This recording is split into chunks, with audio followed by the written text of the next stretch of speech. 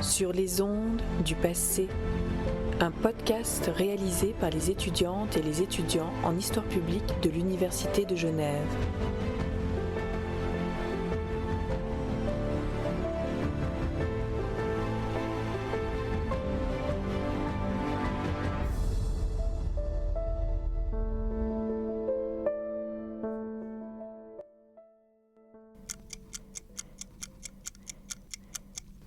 Vous prenez une pause? Combien de temps avez-vous? 25 minutes montre en main. C'est parti. L'horloge, instrument par excellence de la mesure du temps, a connu un boom en Suisse avec l'industrialisation au XIXe siècle. Cet objet a contribué à découper la journée entre travail et repos. Néanmoins, ce découpage du temps, qui nous paraît aujourd'hui naturel, a été le résultat d'une évolution historique. La mécanisation bouleverse les rythmes de travail. Avec l'avènement des machines, les temps s'accélèrent, se rationalisent et imposent de nouvelles contraintes aux ouvrières. Comment la journée de travail est-elle modifiée? Mais c'est évident, on travaille sans faire de pause. En seriez-vous capable? Accepteriez-vous de travailler toute la journée sans souffler? Ce podcast propose un voyage sonore au sein de l'industrie horlogère suisse. Découvrez comment l'introduction des machines dans les usines a changé le quotidien des ouvrières, des cadences de travail aux pauses, jusqu'à devenir un vrai combat syndical. Mais n'allons pas trop vite. Faisons un pas en arrière pour comprendre comment l'industrie horlogère suisse est passée d'un système artisanal à la mécanisation au sein des fabriques industrielles. Comment s'organisait autrefois le temps de travail pour un ouvrier de l'horlogerie en Suisse? Il s'agit certainement d'un processus graduel.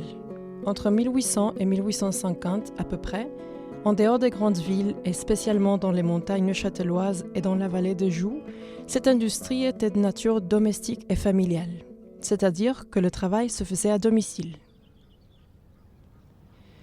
Dans ce système, appelé l'établissage, le père, la mère et les enfants participaient à la fabrication artisanale des pièces. La plupart conciliaient ce travail avec des activités rurales. Les familles ou les maisons étaient organisées en ateliers et chaque atelier fabriquait certaines pièces de la montre. Cependant, le travail dans ces ateliers ne suivait pas une logique de division du travail moderne.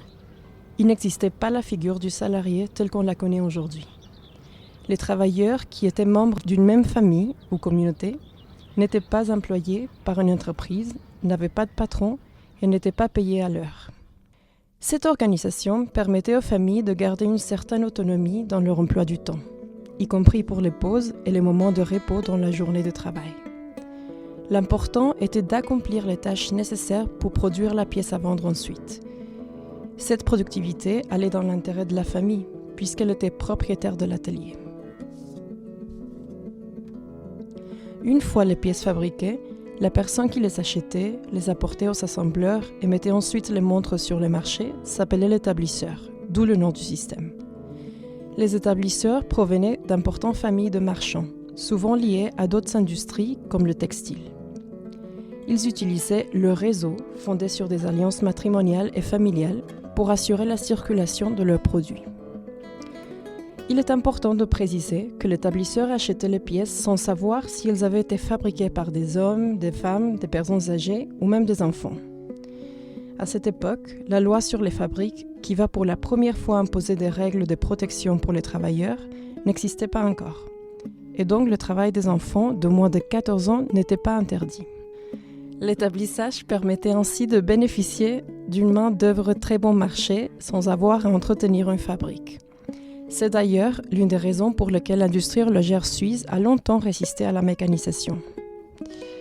À partir de 1820, l'horlogerie suisse connaît un essor grâce à l'exportation de montres vers la Chine, les États-Unis et l'Amérique latine, dépassant ainsi ses concurrents britanniques. Avec cette évolution, plusieurs fabriques commencent à apparaître. Certaines d'entre elles, fondées par des établisseurs, regroupaient des ouvrières issues de différents ateliers, qui travaillaient jusqu'à là à domicile et se retrouvent désormais réunis dans un même lieu de production.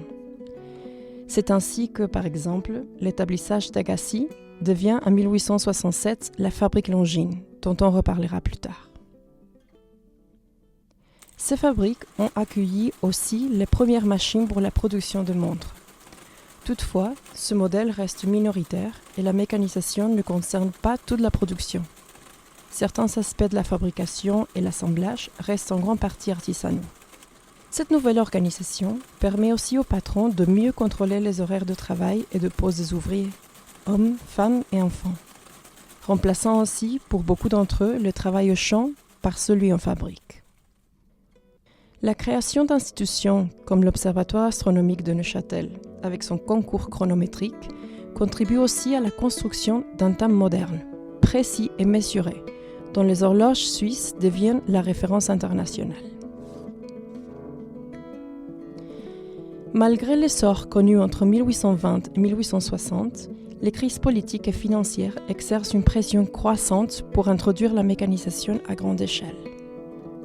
De plus, aux États-Unis, l'industrie horlogère avait déjà adopté la mécanisation, ce qui lui permettait de produire des montres bon marché en très grande quantité.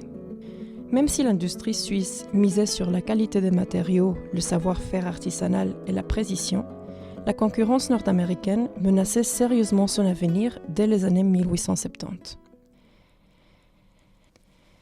C'est dans ce contexte qu'en 1876, Jacques David, ingénieur de la fabrique de montres Longines, une des premières manufactures de Suisse à se lancer dans la mécanisation, assiste à l'exposition internationale de Philadelphie aux États-Unis. Il est impressionné. Peu après, il entreprend un voyage avec pour objectif de revenir en Suisse avec un rapport détaillé sur l'organisation de cette industrie.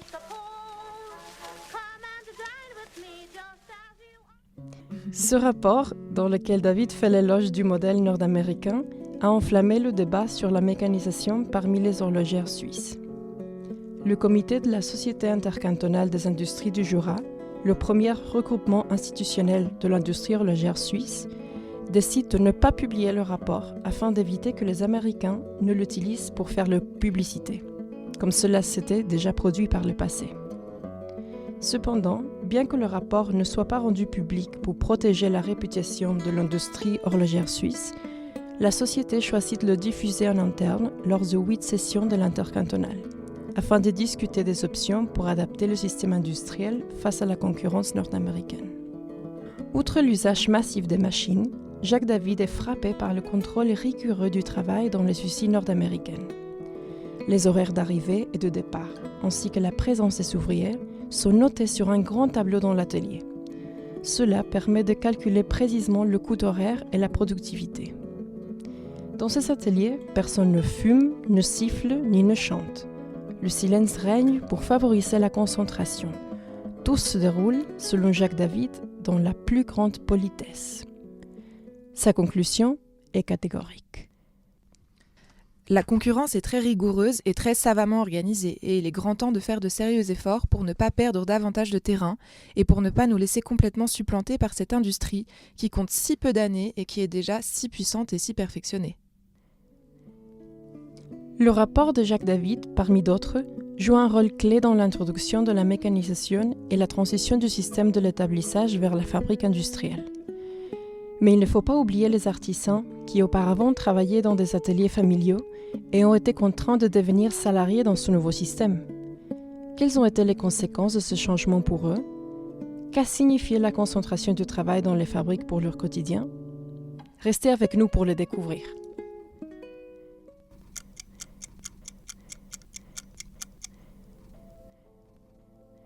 Malgré les résistances de l'industrie horlogère suisse face à la mécanisation du processus de production, l'introduction des machines dans les usines se poursuit sans relâche, transformant profondément le travail. Nous sommes à l'âge de la révolution industrielle et du capitalisme qui pousse à l'accélération de la production pour satisfaire la demande croissante et maximiser les profits. Avant, les patrons devaient investir principalement en matières premières et main-d'œuvre. Maintenant, ils doivent faire face à des investissements plus conséquents pour acheter les machines. Et même si ces machines peuvent fonctionner presque toute la journée, elles ont toujours besoin de l'humain pour faire avancer le travail.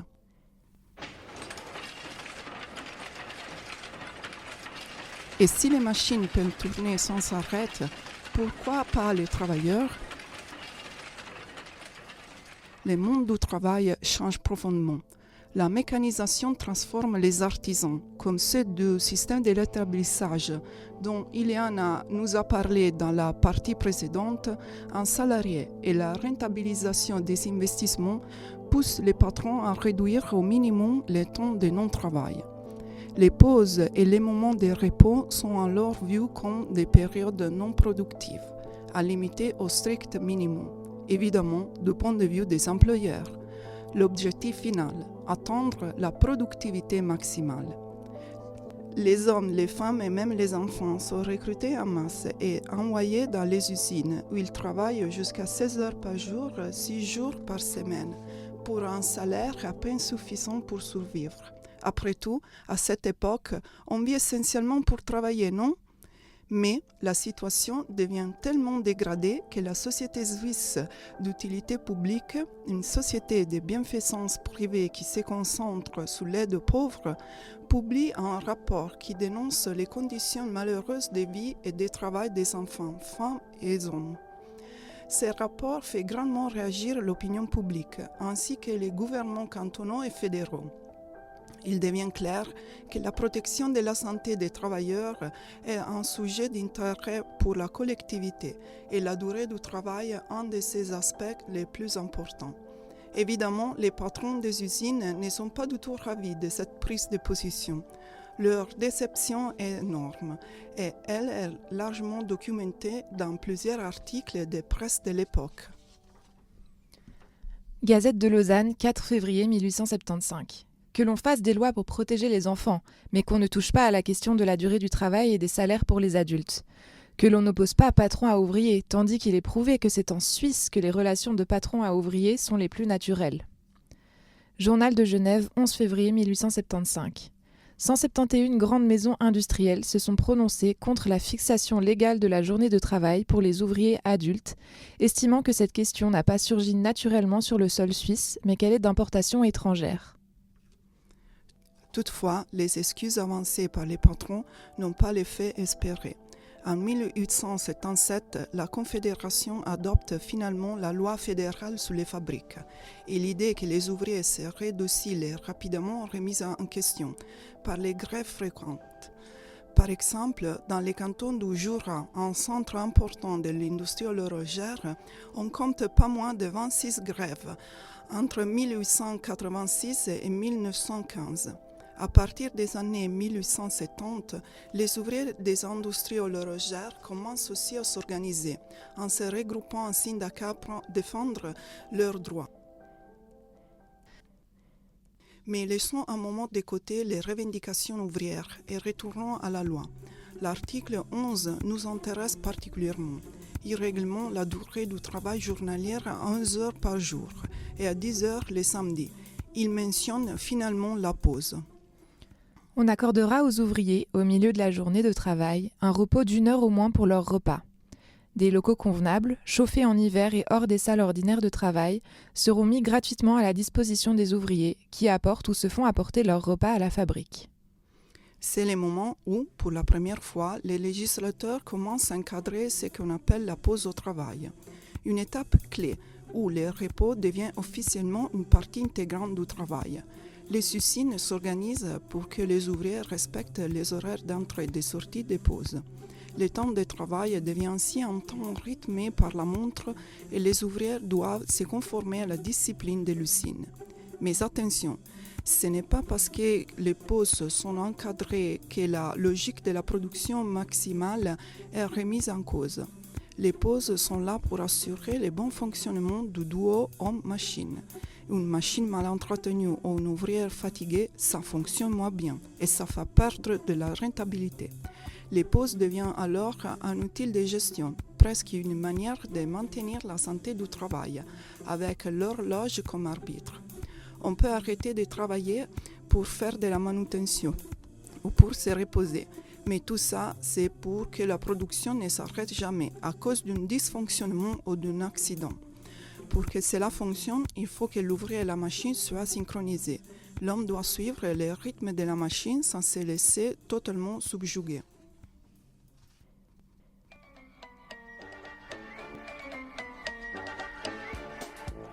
Avez-vous déjà regardé le film Le temps moderne?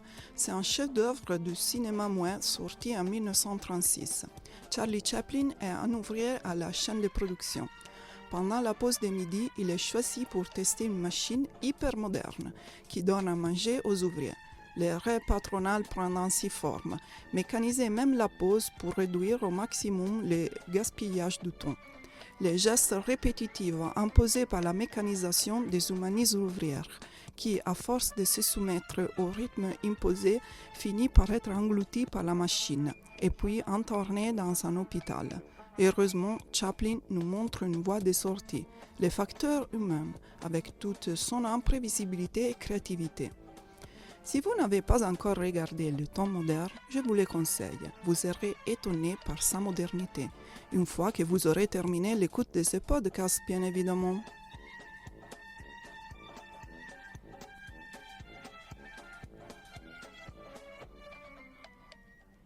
Dans cette deuxième partie, nous avons exploré le parcours qui a mené à la réglementation de la durée du travail et des pauses, et comment cela a bouleversé la dynamique de la force de travail. Dans la prochaine partie, Camille nous parlera des luttes ouvrières qui se sont enchaînées dans la première partie du XXe siècle pour la réduction de l'horaire de travail et les rapports avec la fameuse pointeuse, objet banal mais aux mille significations. Restez avec nous.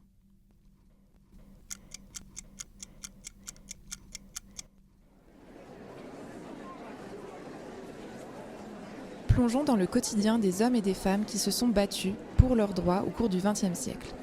Payés aux pièces, obligés de pointer leurs horaires, ayant peu de temps pour les loisirs et les tâches ménagères, nous allons découvrir leurs témoignages. Que veut dire travailler dans l'industrie horlogère au XXe siècle? Comment les ouvriers se réapproprient leur propre rythme de travail? Même au pays de la montre, les horaires de travail ont fluctué.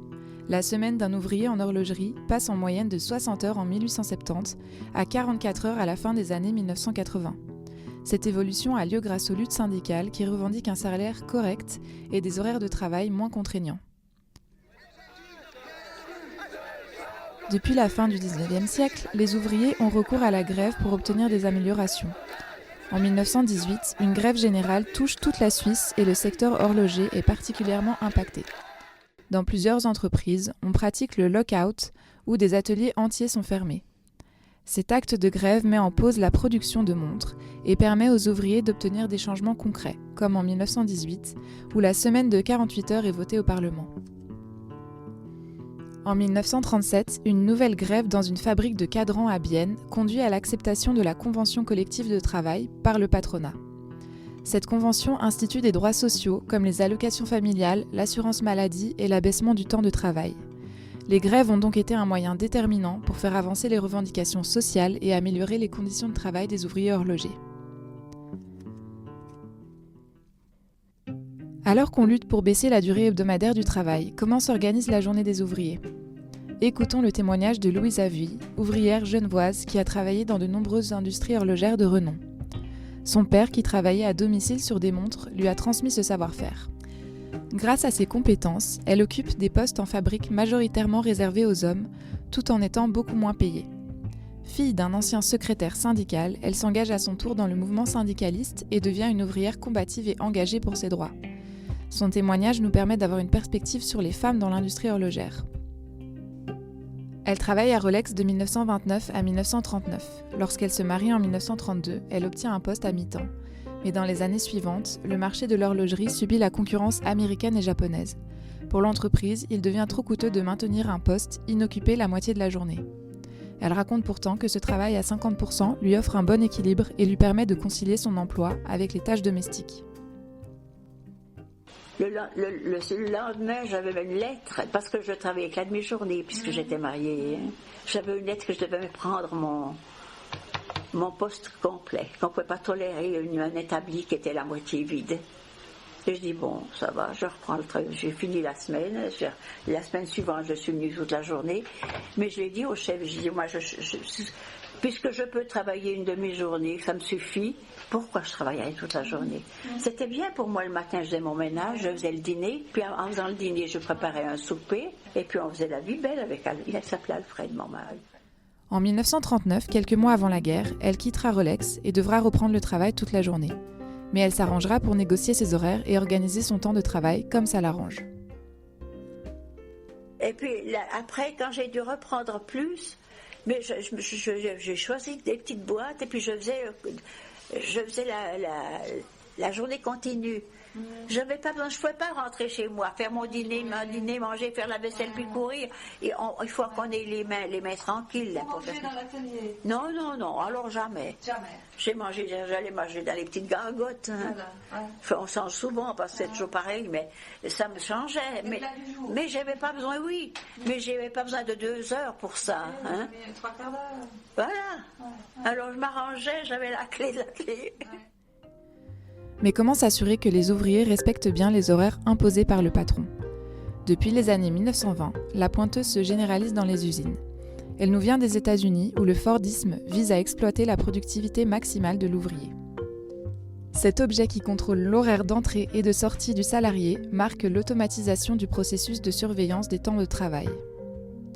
Faisons un saut dans le temps pour explorer l'impact de cet objet sur le quotidien des ouvriers et ouvrières dans les années 60. Dans un reportage de la RTS Continent sans visa, datant de 1966, nous suivons la vie d'un ouvrier à Genève. Il doit pointer à chaque arrivée et départ de son lieu de travail, comme un rituel quotidien.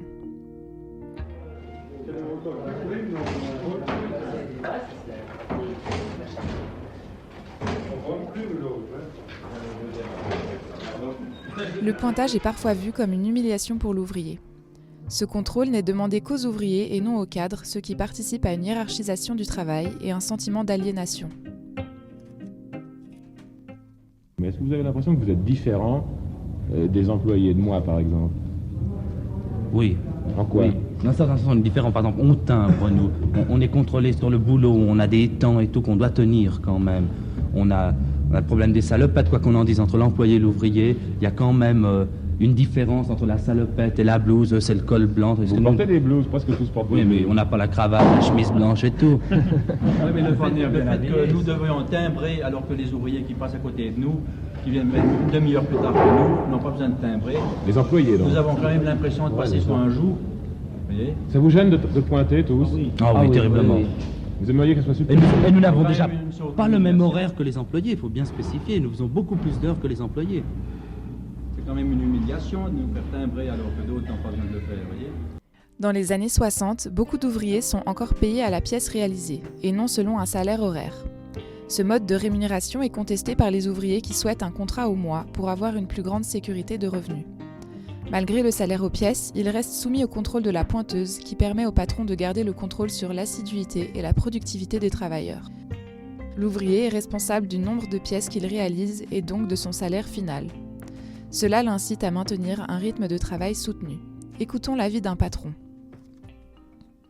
Pour gagner sa vie, pour un travailleur aux pièces, c'est d'abord une méthode, une habitude. Et pour ces travailleurs qui sont affectés à ce genre de production, tout est bon pour gagner des secondes, pour gagner des minutes.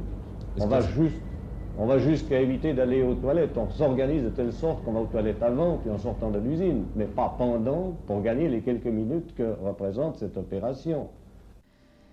Des pauses sont toutefois instituées à des horaires précis pour donner aux ouvriers le temps de souffler, car le travail sur les machines est fatigant.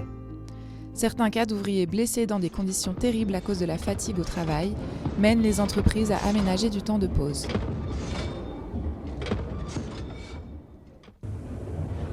À 9h le matin, nous attendons avec impatience la distribution du thé. Elle a lieu donc autour de 9h. On a une petite lumière qui s'allume, qui nous signale que l'heure est arrivée d'une pause de 10 minutes. Pendant ce temps, nous prenons notre thé. Cette pause est accordée par le patron. Alors cette pause, c'est-à-dire que c'est un petit peu piquant, nous devons la prendre à nos frais. Elle ne nous est pas payée. Elle nous est pas payée, non. Et alors après, vous travaillez jusqu'à midi moins 20. Alors après, nous travaillons jusqu'à midi moins 20. Oui. Vous rentrez chez vous entre midi et 2h ? Naturellement, je rentre à la maison. J'ai 1h50 de temps libre, entre midi et 1h30. Jusque dans les années 70, la plupart des ouvriers et ouvrières rentrent chez eux pendant la pause de midi. Cette pratique changera peu à peu pendant la deuxième moitié du XXe siècle. La pause ne durera qu'1 heure et elle se prendra de plus en plus sur le lieu de travail.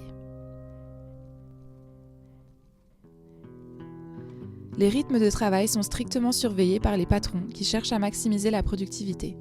Même la pause, censée offrir un moment de répit, est minutée, encadrée et réduite à un temps contrôlé. Elle devient révélatrice d'un système de gestion du temps à l'ère des machines.